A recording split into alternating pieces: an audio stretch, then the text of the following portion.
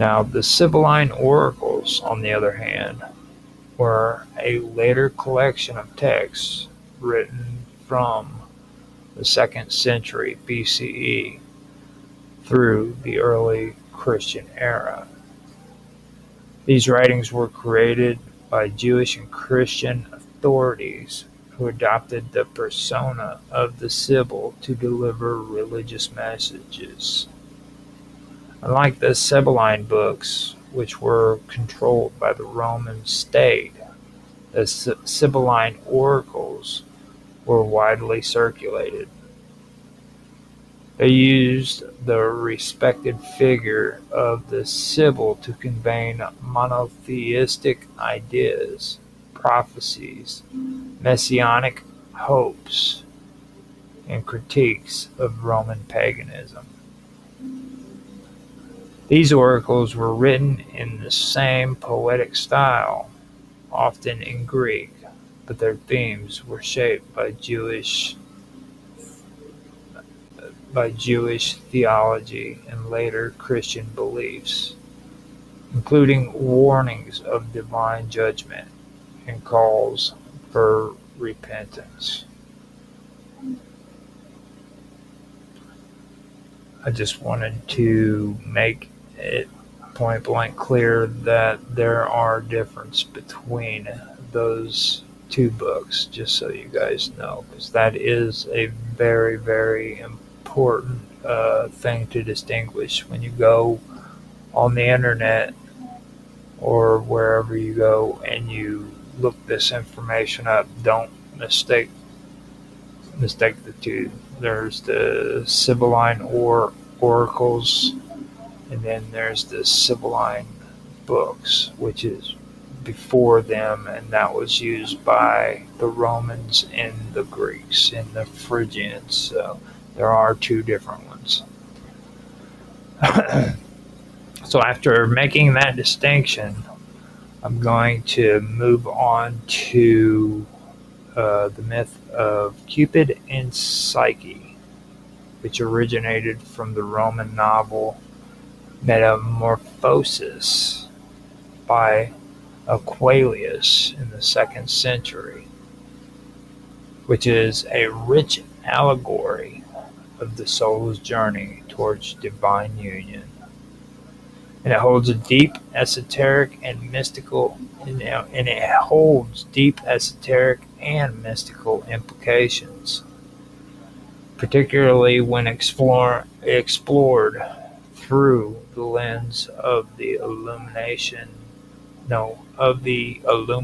of the unseen. Psyche, whose name means soul in Greek, is a mortal woman of such beauty that she begins to rival Venus, the goddess of love. Offended, Venus sends her son Cupid to punish Psyche by making her fall in love with a monster. However, Cupid himself is struck by her beauty and secretly becomes her lover. He visits her only at night and forbids her from looking upon his face. Their love remains hidden in darkness, a metaphor for an initial phase of blind devotion or faith in the unknown. A love without sight, belief without understanding. This nocturnal relationship represents the early stages of a spiritual journey.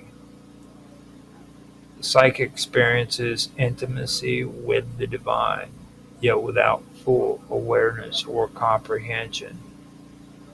She exists in a sacred mystery, but the veil is not yet lifted. Eventually driven by curiosity and doubt, Psyche lights a lamp while Cupid sleeps and gazes upon him, revealing the god's radiant form. But in doing so, she breaks the taboo, spilling hot oil and awakening him. He flees, and she is left alone and desolate. This act of illumination, of seeking to see what was hidden, marks a pivotal moment. It reflects the soul's desire for gnosis, for knowledge that transcends mere belief. To see the divine clearly, Psyche must suffer, endure trials, and undergo transformation. Venus imposes a series of impossible tasks, each one symbolizing a stage of inner purification and spiritual refinement. With divine help, Psyche completes these trials, indicating that true enlightenment is not achieved through curiosity alone, but through humility, perseverance, and grace. The final stage of Psyche's journey occurs when she is granted immortality by Jupiter, allowing her to be united with Cupid on equal terms. Their union is now visible, open, and eternal. This consummation represents the perfected soul in harmony with divine love.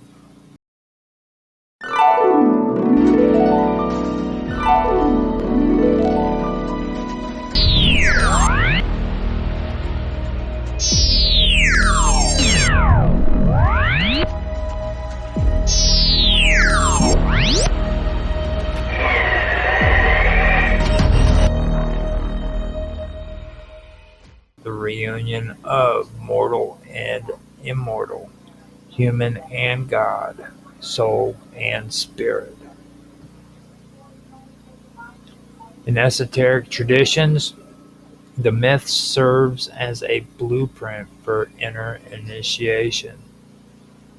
The unseen lover is the divine presence concealed in the darkened chambers of the soul.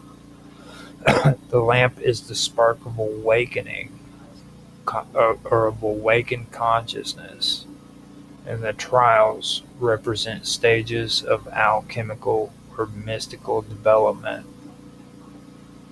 Psyche's journey from ignorance to illumination, from blindness to vision, reflects the fundamental transformation sought by mystics, philosophers, and seekers of hidden truth.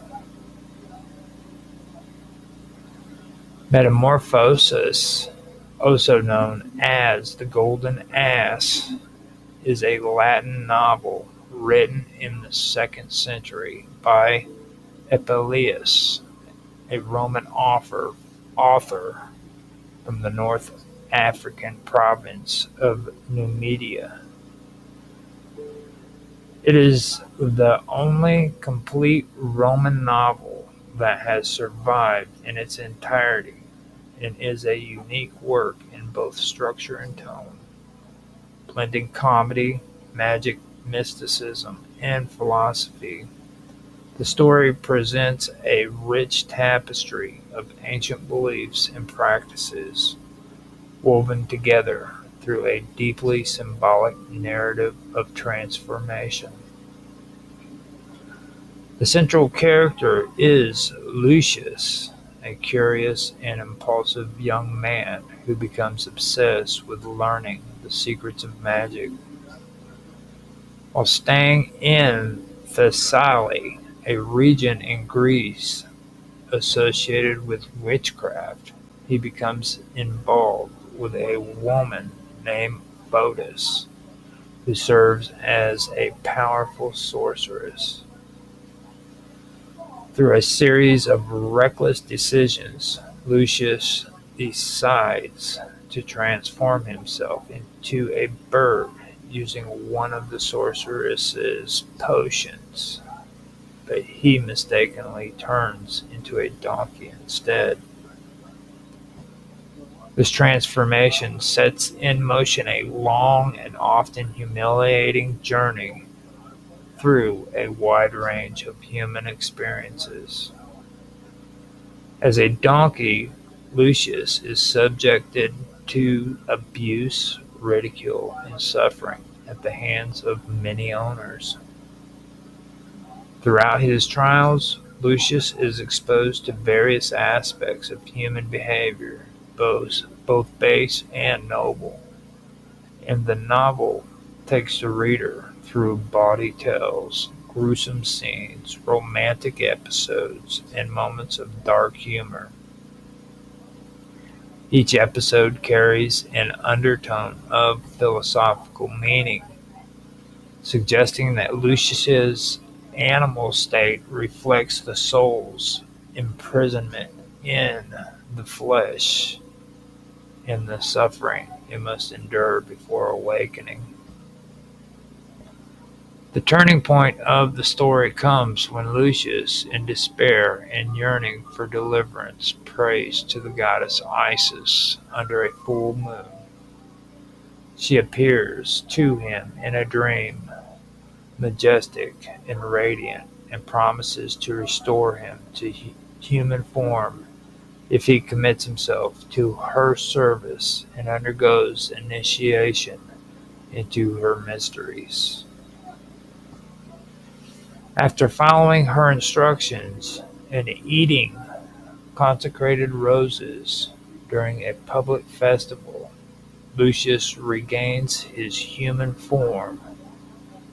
From that point on, he devotes himself to the worship of Isis and later Serapis, undergoing religious initiation rites that suggest a mystical transformation of the soul. The theme of metamorphosis operates on many levels: physical, psychological, moral, and spiritual. Lucius' journey from man to beast and back again mirrors the Platonic and Hermetic idea that the soul descends into matter, forgets its divine origin, and must struggle to return to a state of unity within the divine. The suffering he endures as a donkey reflects the soul's trials in the material world, and the help he receives from Isis represents divine grace that comes after sincere supplication and inner readiness. Metamorphosis is also significant for its embedded myths, most notably the tale of Cupid and Psyche, which serves as a story within the story. This myth echoes and deepens the larger themes of transformation, divine love, and the hidden path to spiritual awakening.